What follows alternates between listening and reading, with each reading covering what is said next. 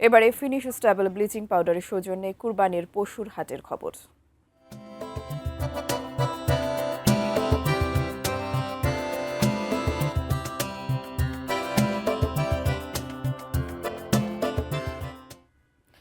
কোরবানি ঈদের বাকি আর মাত্র ৩ দিন। গাবতলী পশুর হাটে পশু বেচা কেনার খবর জানাতে সরাসরি যুক্ত হচ্ছেন সহকর্মী তৌফিক হাসান তুহাদ। তুহাদ, গাবতলীতে পশুর হাটের বেচা কেনা কেমন চলছে, বিস্তারিত জানাবেন। এই মুহূর্তে রয়েছে আমি রাজধানীর গাবতলী হাটে। কিছুক্ষণ আগে বৃষ্টির পর থেকে আবার শুরু হয়েছে জমজমাট যে হাটের যে ক্রেতা বিক্রেতাদের সরগম, সেটা এখন শুরু হয়েছে। আমরা দেখতে পাচ্ছি এই মুহূর্তে রয়েছে যে এখানে যে গরুগুলো আনা হয়েছে ফরিদপুর থেকে, সেই গরুগুলো 16 মনের গরুগুলোর দাম চাচ্ছে এখানে 8 থেকে 10 লাখ টাকা থেকে। এখানে আমরা দেখতে পাচ্ছি ক্রেতার যে চাহিদা, সে চাহিদা তারা যে মাঝারি গরু, সে মাঝারি গরু তারা বেশি চাহিদা দেখতে পাচ্ছি আমরা এখানে।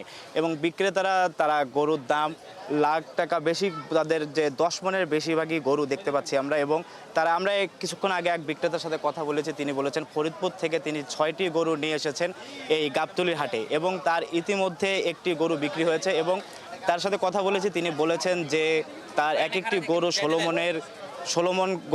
মনের ওজনের গরু, তিনি দাম চাচ্ছেন 8 থেকে 10 লাখ টাকা করে গরু।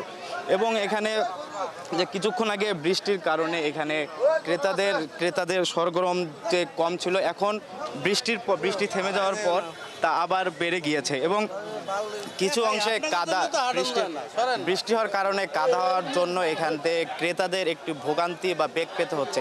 এবং এখন পর্যন্ত এখানে দেখতে পাচ্ছি যে ক্রেতা এবং বিক্রেতাদের দাম যে কষাকষি তা শুরু হয়েছে। এবং ঈদের মাত্র বাকি রয়েছে আর 2 দিন, সেই 2 দিন বাকি রেখে এখানে প্রচুর পরিমাণে ভিড় আমরা দেখতে পাচ্ছি রাজধানী গাবতলী হাটে।